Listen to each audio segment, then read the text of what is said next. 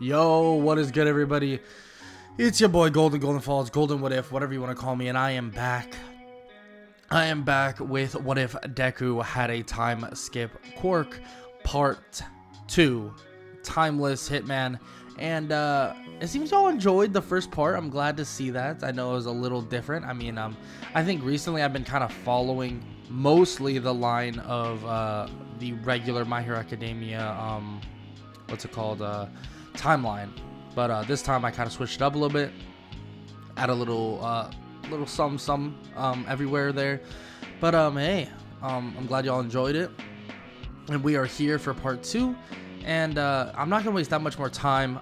Make sure to leave a like, leave a sub, check the links in the description, all that good stuff.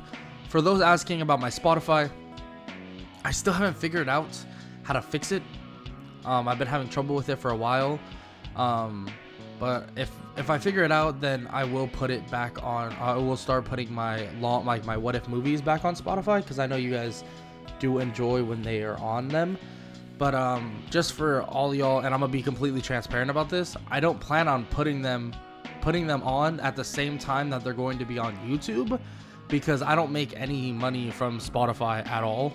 So it just doesn't make sense for me to do that. But for those wondering, I do plan on putting it on Spotify. I just need to figure out what the heck's going on and why it won't let me. But hey, that's about it. And I'm not gonna waste that much more of your time, and let's get right into the what if. Let's get it.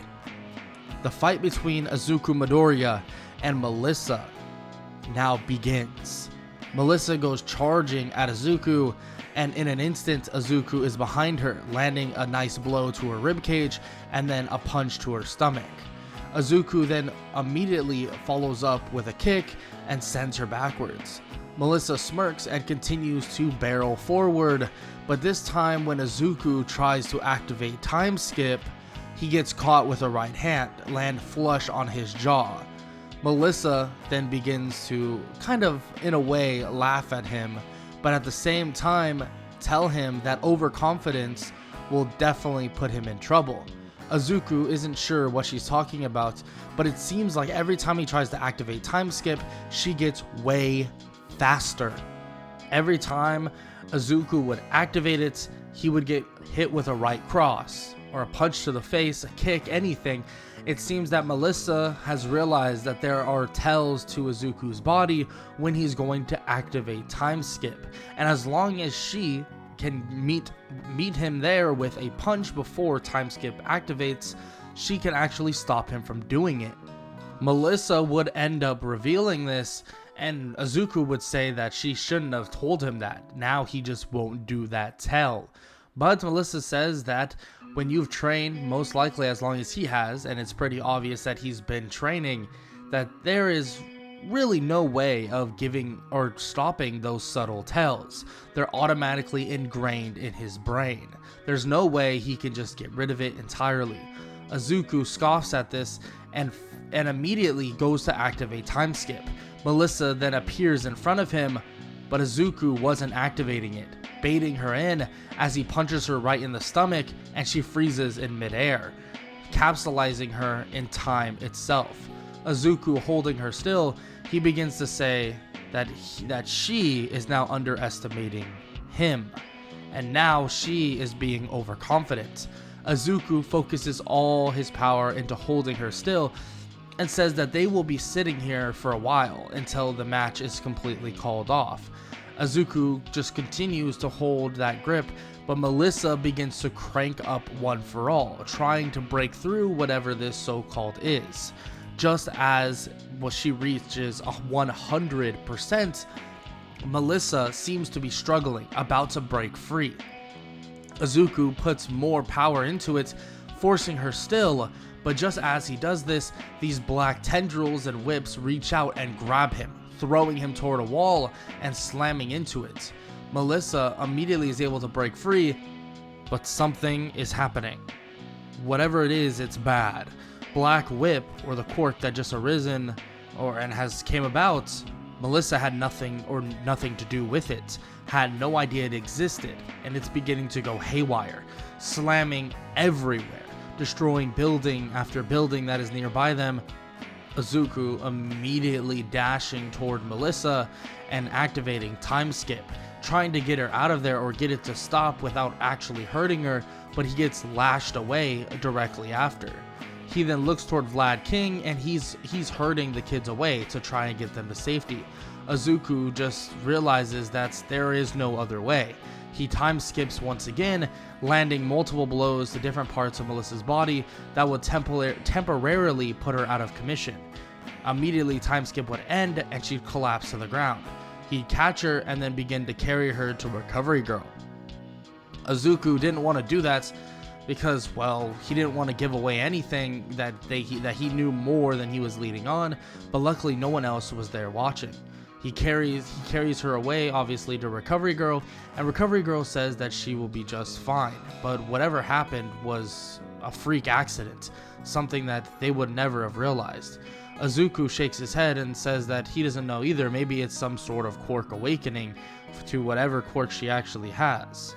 But what he assumed or he begins to tell Recovery Girl that he just assumed that she only had some sort of strength enhancement quirk, so it would be odd that, well, it would develop into something like this. Recovery Girl doesn't have much to say because she doesn't want to give up any information, but nonetheless, Izuku has came to his own conclusions and has gotten a lot of information that he'll need to relay to Hitman's Row. But during that incident, it drew a lot of attention, obviously. So Melissa will basically be kind of nowhere around the scene, at least for the moment. After the day was over, they would head back to Hitman's Row, and he would speak with Charlotte and basically the leaders of the row for a little bit about what he's seen, about who she is, and about why they need so much information on this successor. Of course, they just want control. They just want to know what's going on and what is going on all the time. But Izuku tells them straight off that he will most likely be the only one that can stop her, but there is no telling what she'll be able to do in the near future. She might get to the point that she is literally unstoppable, and he'll have no way of doing anything if they choose that they want to kill her. It might be impossible for him. She might get to the point that, well, she transcends the speed of time. The time that he has is something interesting, and he's basically shown that as well. He encapsulated her within time itself, and she was able to overwhelm it and break free. He's not exactly sure how that even works and how that will even happen, but at the same time, what he has is a quirk. It's not some magic that he can control limitlessly. The quirk is obviously based around his body, based around his limitations. So maybe he'll get to the point where he can encapsulate anybody he wants for as long as he wants, but that is, well, something they won't know for a while. Izuku makes it clear that these things need to be taken into account, and if they decide that they want to kill her, it might be without his help. Izuku says this, and not in the way that you would think, or at least that's what he believes at this moment. He believes that he's saying this because he might not be strong enough, but maybe in a way, Izuku knows how good of a hero that she could possibly be, and he's personally killed some people that could have repented, that could have changed society for the better, but wasn't doing what they should be doing, at least at this moment. Hitman's Row has never been known to be ones that only kill villains. They have killed heroes. He has killed heroes. That's just kind of part of the job. If the price is right and the hit is right, that's going to happen. But Izuku thinks about it for a while and just thinks that maybe Melissa can change hero society and this society for the better. He'll keep that in mind, but for now, he wants everyone to believe and think that he is currently outclassed, at least, or will be outclassed in the future. Charlotte does question him about this, and even says that she heard about their little fight. Izuku reminds her that that is now, not later. He can tell that Melissa just started using One For All, but at the same time, that she has an insane grasp on it already. And from, well, the rumors he's heard, she's an expert in support items, who says that she won't be able to make an entire suit that allows her to basically exploit One for All at a higher rate than she is right now. There are a lot of things to keep into account, and even Izuku wants to make sure that everything they're doing is extremely measured.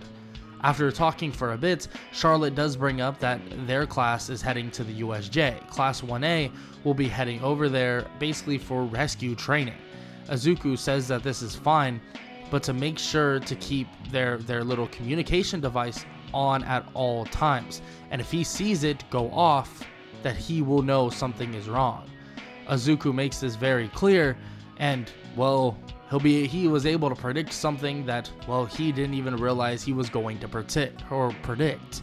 He's in class 1B and relaxing and basically just learning about some new things, but during this time, the beeper that he has next to him and the red light would turn off instantly, telling him that whatever is happening, that she either turned off her thing or her communication device, or something is blocking it. Izuku would be getting very concerned, and he would ask to go to the restroom. He would head to the restroom, but no, he would immediately begin time skipping all the way to the USJ.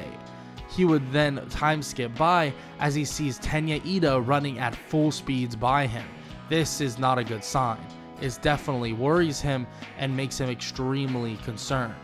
As he finally arrives, he enters to see some very, very drastic things going on. Villains all around, and they're fighting all of the students. Izuku watches as Aizawa begins to fight off tons and tons of villains, and Izuku immediately dashes toward the giant group of villains and time skips through, knocking out every last one of them so that Aizawa can help protect the kids. Aizawa looks to his right to see Izuku in his hero suit and questions what the hell does he think he's doing here. Izuku says that they can get mad at him later, but he felt there was a reason why he should come here right now, and that Charlotte was in trouble, so that's why he arrived. Immediately time skipping out as if he just disappears, he begins to basically go check in on every last student around. Not because he cares about every single student, but more like he needs to check everywhere because Charlotte could be literally anywhere. Eventually he would find her, and he would also find a bunch of very, very maybe dead bodies? He's not so sure. But he immediately takes her and just dashes away and gets her basically to safety at the very top of the staircase. She asks what the hell does he think that he's doing here, and he says that her communication device turned off. So immediately she's pretty shocked about that, but at the same time it was kind of perfect. It actually worked out pretty well for him. And Izuku begins to turn as he watches a different type of monster begin to attack. He immediately asks, what the hell is that thing? This giant Nomu just arrives out of nowhere, but luckily soon after, All Might would arrive too. But just as he does though, he begins to fight the Nomu. As he's fighting that said Nomu though, it seems to be that he's on even playing field. Or maybe weaker? Izuku's not sure, but I mean, by theory, if All Might loses his quirk, then he would get significantly weaker. But when did he lose his quirk? When did he give it to Melissa? That's a whole nother question. He's not sure. But at the same time, All Might, there's a chance that he can lose this fight. That's not good. He needs to make sure that they can guarantee make this work, make this win. Immediately, he begins to walk forward, but Aizawa tells him not to take another step. Izuku looks at him and says that he does not care, that this is a fight that All Might needs to win, and right now, as he says this, he says right now, there is no way All Might's going to win. Breaking free of Aizawa's grip, he dashes forward as if he was never there in the first place, disappearing and appearing right next to the Nomu. Izuku punches him in the ribs, the back, the face, the stomach, any punches, all the punches, as much as possible. All Might is kind of confused at what's going on, but out of nowhere, the Nomu is completely frozen entirely. Izuku's holding out one hand and focusing as much as possible. This is like holding an 100% one-for-all Melissa just staying there as much as possible. Melissa felt the need to upgrade all the way to 100% so that she can break free. It wasn't going to break her bones because, well, there was nothing to basically impact on, but at the same time, this is a bit of a struggle. Izuku's holding his arm and tells All Might to hurry the hell up. That the Nomu won't move, but every punch will basically get transferred to the very, very end. All Might's confused, but Izuku yells at him, telling him to start punching. Immediately, All Might begins to punch the Nomu in the face, in the stomach, everywhere, laying punches and bunches, hundreds of punches as fast as possible. And then Izuku and his hand begins to slightly fracture. A small crunch can be heard, and Izuku is forced to let go. He lets go, and as the Nomu gets let go from this time-like warp or this time-like stasis, all the punches begin to land. Boom, boom, boom, boom, boom. One after another, it begins to lay into the Nomu, and he gets absolutely obliterated, getting sent flying everywhere, and he's laying on the ground, and All Might was able to surpass the regeneration that the Nomu has. Izuku would then time skip away from basically where they are, shaking his hand off, trying to get it to heal, but obviously it's a bit fractured and a bit sprained. He looks down to see that All Might won the fight and that Shigaraki and Kurogiri leaves. Immediately, Aizawa would grab him by the neck, or at least the back of the neck, and by the arm, telling him that he's in trouble, big trouble. Izuku shrugs and says that he understood that, and he begins to walk with Aizawa. Of course, when they get to the principal's office, everything begins to get explained. Nezu hears about what he did, and also Aizawa tells him that he shouldn't have done something so rash. But how did he even know about it? He begins to make up a little bit of lies, saying that Charlotte is a family member, and they always keep communication devices on each other, and when this red basically light stopped blinking, he knew that there was a communication error. There was no reason to turn off his communications. That's been a rule all their life. You never turn it off. That's how bonded they are. At least that's what he begins to say to Aizawa, saying that they've basically been around each other all this time, so that's the number one rule. Never turn off your communication device, because you never know what's going to happen. So when he saw it go off, he immediately asked to go to the restroom and immediately went to where Charlotte told him where she was going to be. Aizawa is shocked to hear this, as if they had an entire game plan of basically if a villain attacked them. He's impressed, but at the same time tells Izuku that he can't do things like that. He doesn't have a hero license, and that was extremely rash. If he does that again, he'll be in trouble. Izuku asks if he's not in trouble now, and Aizawa sighs and looks at Nezu. Nezu shakes his head and says since he's done such a good job, and the only reason why it went so smoothly was because of him, they'll let him off this time. But to not do something that crazy ever again. He's a student and they are in charge of him. If something happens to them or happens to him, then they're in big trouble, and they want to make that very, very apparent. Izuku puts his hands up and says that he promises he will not be doing that again, and he promises he will definitely think before he does something as crazy as that. Of course, Izuku would go back to his normal class, and he would get a little bit in trouble for what he did, and he would apologize to Vlad King for doing it, but he just knew that his sister, or at least that's what he's telling them, was in trouble, so he wanted to make sure that she was good. And he respects that, and as long as he promises that he won't do it again, then it won't matter to him in the long run. Izuku nods of basically agreeance, and Vlad King begins to explain that they have a lot to talk about, especially coming up very, very soon. The next day, it would become very, very apparent that this information that they have gathered is crucial to Hitman's Row, and it confirms exactly what they thought. The League of Villains. The League of Villains is after, well, All Might. They were trying to kill him, and luckily Izuku was able to shut that entirely down. Currently, they want All Might alive, at least just for the moment. On top of that, I mean, frankly, he's the symbol of peace still. It's a bad look and may even bring up a little bit more attention to them if they're not careful. All Might takes away a ton of attention, especially the way he acts and the way he is, so it kind of helps them, All Might being there for the moment. Well, with that said though, when they arrive back at school, an announcement about something very, very, well, important, at least to the grand scheme of things, begins to get revealed.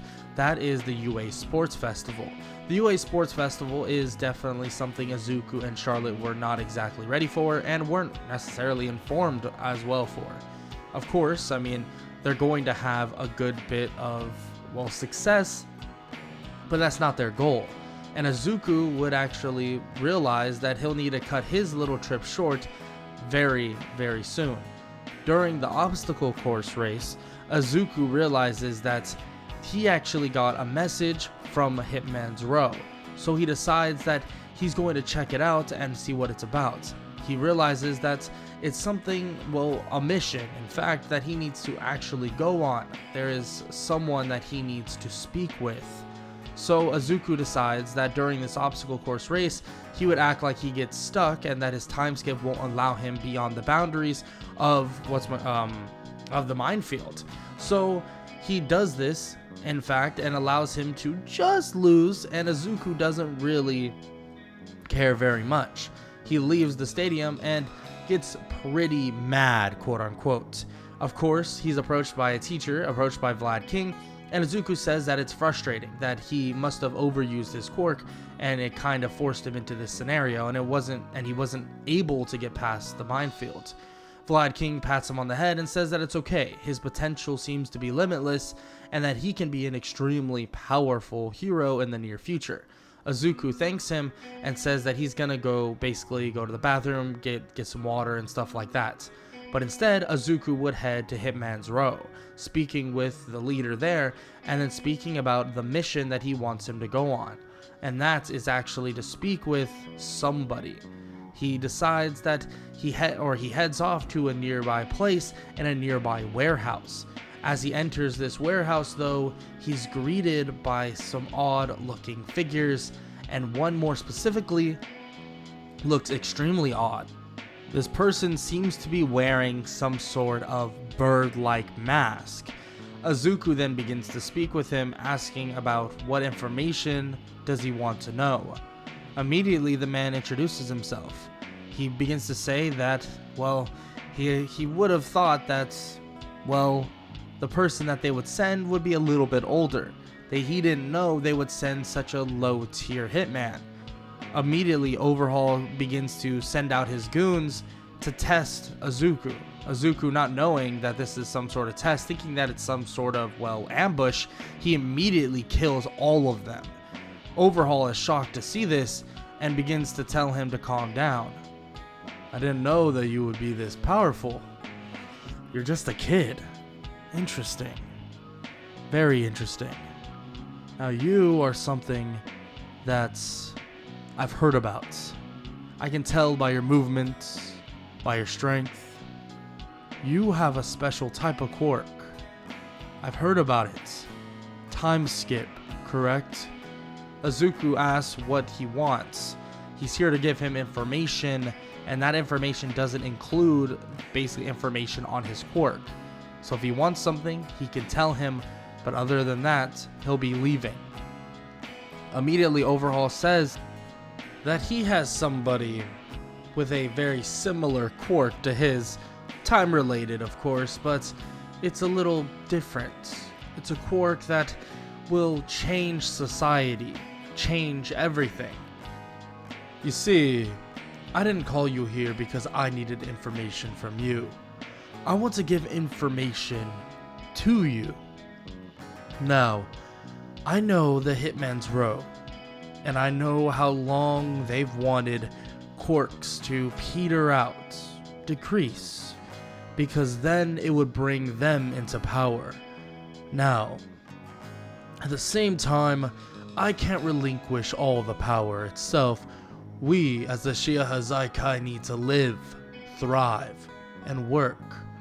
Now, what I'm offering to you, and, well, your leaders, which I assume you'll soon be one of the leaders, is something that can change it all.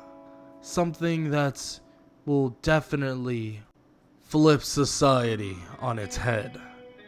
Now, with that said, here, take this.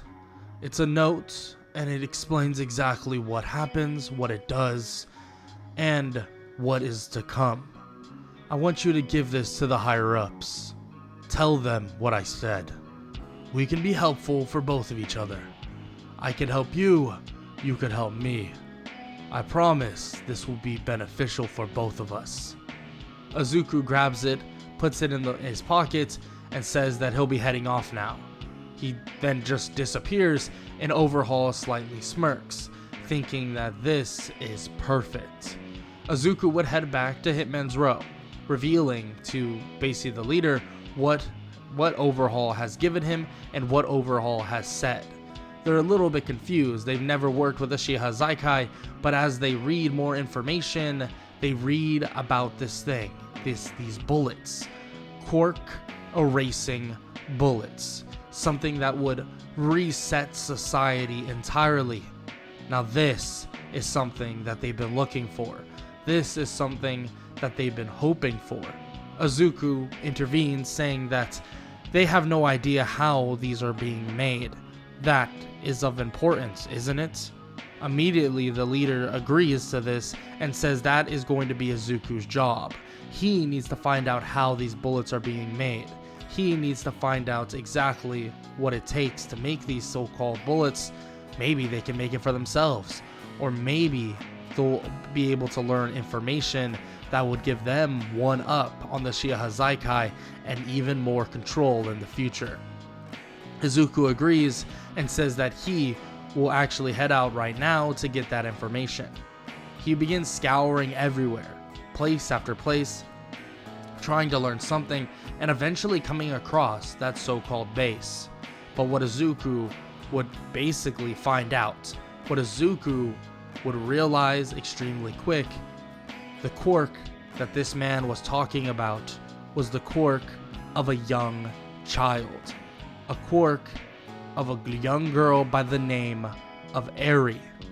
Izuku, being a kid himself, a young teen, how will he feel about this? How will he feel when he realizes that a young child is being tortured for the benefits of the Shia Hazaikai, and then in turn, the benefits of the Hitman's Row? Well, you'll have to find out on the next parts of What If Deku Had a Time Skip Quirk. If y'all enjoyed, make sure to leave a like, leave a sub, leave a comment down below, all that good stuff. And I hope y'all are enjoying these series. I'll be doing a Naofumi What If pretty soon. I'll be doing some other stuff as well. I just really actually been hooked on Deku stuff. I think it's because I've been going more on that fan fiction side and doing more creative things. And it just gives me more, well, I guess, creative outlets, I guess. But if y'all enjoyed, make sure do all that good stuff. Make sure to leave a like, make sure to leave a sub, all that stuff. And I hope all y'all have an amazing day. Later.